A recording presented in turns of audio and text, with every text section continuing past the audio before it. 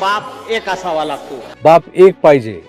ठीक आहे ना, बाप एक पाहिजे. कोणाचे 100 बाप असतात, पण त्याआधी राऊतांचा आग्रह हा आहे आई नेक की आई नेक पाहिजे.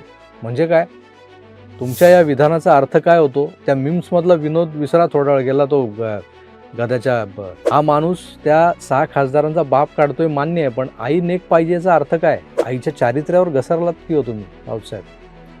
अरे जशी तुमची आई तशीच आमची आई, तशीच त्या 6 खासदारांची आई असेल, कारण आई ही आईच असते ना, जन्म दिलाय तिने आपल्याला. त्या आईला तुम्ही नेक हवी असा टोला लगावता, तिच्या चारित्र्यावर घसरता.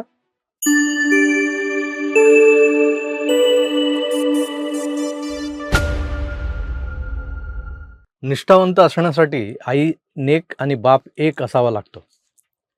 हे चमत्कारिक विधान आहे शिवसेना उभाटा गटाचे नेते, ज्यांच्या घशात सतत शिव्यांचा किंवा अपशब्दांचा बाठा अडकलेला असतो. कोण? संजय राजाराम राऊत. आता घशात बाठा कसा काय अडकतो ते उद्धवजी तुम्हाला सांगतील, ऐका. उबाठा नाही, उद्धव बाळासाहेब ठाकरे. कारण ज्यांच्या घशात बाठा अडकतो बाळासाहेबांचं नाव घ्यायला ते उबाठा म्हणतात. तर ते उद्धव बाळासाहेब ठाकरे, बाळासाहेब हे नाव असं घेऊ शकत नाहीत.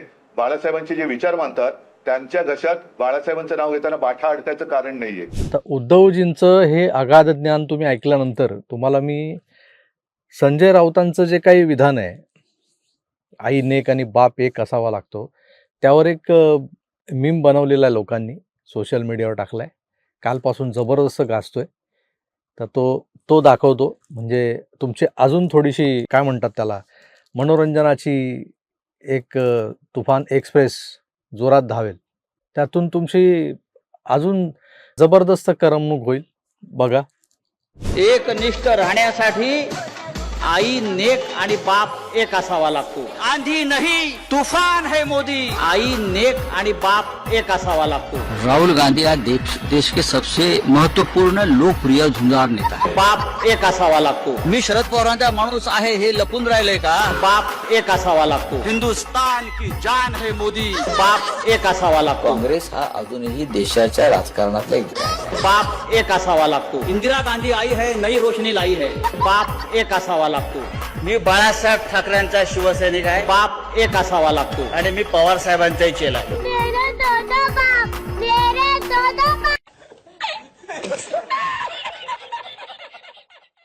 ऐकून गडबडा लोळला असाल तर, हसून हसून मुरकुंडी वळली असेल तर 2 मिनटं थांबा, व्हिडिओ पॉज करा, शांत व्हा आणि मग पुन्हा ऐकायला या.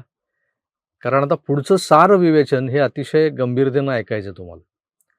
एखाद्या माणसानं राजकीय राग लोभातून माणसाला राग येतो, त्यामुळे कधी काळी आपले सहकारी असलेले जे काही लोक आहेत त्यांच्यावर टीका करताना कुठली पातळी गाठायची याला काहीच सुमार नसल्यागत संजय राऊत बोलताना आपण पाहिलेले आहेत. मागे 2022 मध्ये 22 सालच्या जूनमध्ये शिवसेनेत मोठं बंड झालं. एक एक करत 56 मधले 40 आमदार एकनाथ शिंदेंसोबत निघून गेले. त्यांनी पक्षावरच दावा केला. एका बाजूला स्वतः त्या पक्षाचे पक्षप्रमुख, ज्यांच्या बापाचा हा पक्ष होता, ते उद्धवजी स्थितप्रज्ञ होते, फारसं बोलत नव्हते. पण हा संजय राजाराम राऊत नावाचा बाबा काय काय बोललाय त्या बंडखोर आमदारांना.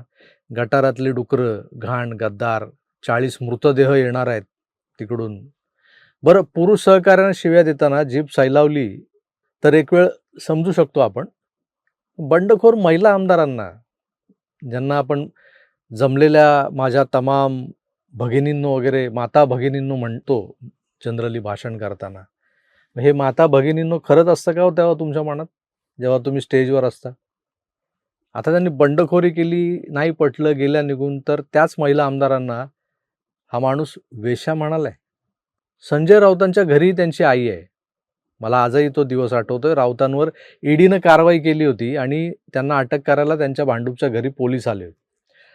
राऊतांनी निघताना आईला घट्ट मिठी मारली होती. आईच्या डोळ्यात आसू होती, काळजी होती. त्या आईत मला महाराष्ट्रातल्या तमाम पुरुष जातीची आई दिसली, जी आपल्या लेकाच्या काळजीनं अस्वस्थ वाटली. त्या आईबद्दल कोणाच्याच मनात किंतु परंतु नसावा, अगदी राऊतांच्या विरोधकांच्याही मनात. आता मी राजकीय विषयांवर बोलत असतो, अनेकांचा समज हाच आहे की मी फक्त उद्धवजी, संजय राऊत, शिल्लक सेना, तर कधी शरद पवार यांच्यावरच बोलतो. मग या मंडळींचे कार्यकर्ते जे आहेत जे माझी टिप्पणी ऐकून रागावलेले असतात ते अगदी माझ्या आई बहिणींचाही उद्धार करतात. सोशल मीडिया हे आभासी जग आहे. जगाच्या कुठल्याशा कोपऱ्यातून आपली अक्कल पाजळायला काय जातंय, काय लागतं मुळात? एक स्मार्टफोन हातात आणि इंटरनेट. कांडीत दम असो की नसो, इथं आपलं कोण झाट वाकडं करू शकेल या मस्तीत हे झाटू लोक बोलून जातात. आपल्या आईला कोणी शिवी दिलेली चालेल का म्हणून हे हे असे शब्द येतात माझ्या तोंडातून. हा साधा विचार तुम्ही तुमच्या मनात आणा ना. कशी तिडीक जाते डोक्यात बघा. जाते ना. हे झालं सोशल मीडियाच्या पडद्याआडच्या झाटू लोकांबद्दल. पण संजय राऊतांना मात्र समस्त स्त्रीवर्गाची खुलेआम निर्भत्सना करण्याची जणू काही मुक्त परवानगीच मिळालेली आहे. खिशात ते गव्हर्नमेंटने दिलेला परवाना घेऊनच फिरत असतात असं वाटतं मला. त्या स्वप्ना पाटकरला कसल्या घाणेरड्या शिव्या दिल्यात ज्या सोशल मीडियावरही उपलब्ध आहेत. लोक चवीचवीनं ऐकतात. देखा कैसा गाली दे रहा है. मी आता पुन्हा ते ऐकवणार नाही तुम्हाला इथं, पण त्या उघड पुराव्यानंतरही, मी केवढा मोठा पुरावा आहे, त्यानंतरही या माणसावर कुठलीच कारवाई झालेली नाही. स्वप्ना पाटकरने पोलिसात तक्रार दाखल केली आहे. त्या तक्रारीची दखल घेतली जात नाही. शिवसेनेच्या महिला आमदारांना वेश्या म्हणणाऱ्यावर कुठली कारवाई झालेली नाही. आता तर डोक्यावर परिणाम झाल्यासारखं बरळायचं म्हणून बरळताना त्यांनी जे विधान केलंय ना, बाप एक असावा लागतो. बाप एक पाहिजे. ठीक आहे ना, बाप एक पाहिजे. कोणाचे 100 बाप असतात. पण त्याआधी राऊतांचा आग्रह हा आहे आई नेक की आई नेक पाहिजे. म्हणजे काय? तुमच्या या विधानाचा अर्थ काय होतो? त्या मीम्समधला विनोद विसरा थोडा वेळ गेला, तो गध्याच्या हा माणूस त्या 6 खासदारांचा बाप काढतोय मान्य आहे, पण आई नेक पाहिजेचा अर्थ काय? आईच्या चारित्र्यावर घसरलात की हो तुम्ही राऊतसाहेब? अरे जशी तुमची आई तशीच आमची आई, तशीच त्या 6 खासदारांची आई असेल. कारण आई ही आईच असते ना, जन्म दिलाय तिने आपल्याला. त्या आईला तुम्ही नेक हवी असा टोला लगावता, तिच्या चारित्र्यावर घसरता. मान्य की तुम्ही ज्या पक्षात आहात तो पक्ष जेव्हा एकसंघ होता तेव्हा त्या पक्षाच्या आमदारांनी मतदान करून राज्यसभेवर पाठवलं होतं. आता त्या पक्षाचं संख्याबळ घटलंय, पुरती वाट लागली. त्यापुढे त्या शिल्लक सदस्यांच्या मतांवर तुम्हाला पुन्हा खासदार बनता येणं शक्य नाही. साहजिकच तुमचा त्रागा होतोय, पण या त्राग्याला आवरा साहेब. कारण हे 6 खासदार राजाराम राऊत नावाच्या सावकाराचे नोकर नव्हते की ते ऐकून घेतील. त्यांच्यावरची टीका समजू शकतो, पण त्यांच्या आईच्या चारित्र्यावर या राजकारणाच्या घाणेरड्या चिखलाचे शिंतोडे उडवणं हे योग्य नाहीये. आई नेक हवी असं उद्या तुम्हा आम्हाला कोणी म्हणालं तर कानफाड फुटेल समोरच्याचं. पण आपण दुसऱ्यांच्या आईला असं म्हणतो ते चालतं. दुसऱ्यांच्या आईचा असा अनादर करतो ते चालतं.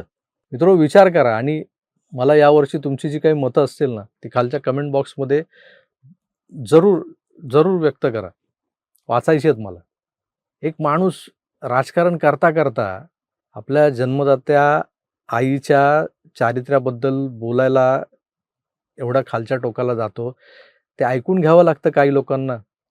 सत्ता, सत्तेतून मिळणारा पैसा, त्यासाठी आलेलं मिंधेपण, आणि म्हणून आपण आपल्या आईबापांबद्दल जे काही समोरचा माणूस बोलतो ते सहज ऐकून घेतो, खपवून घेतो. याचंही मला आश्चर्य वाटतंय. त्यामुळे तुर्तास थांबतो. पुन्हा भेटूच, तोवर आपली काळजी घ्या आणि पाहत राहा आपलं आवडतं यूट्यूब चॅनल आकार DG9. धन्यवाद. नमस्कार.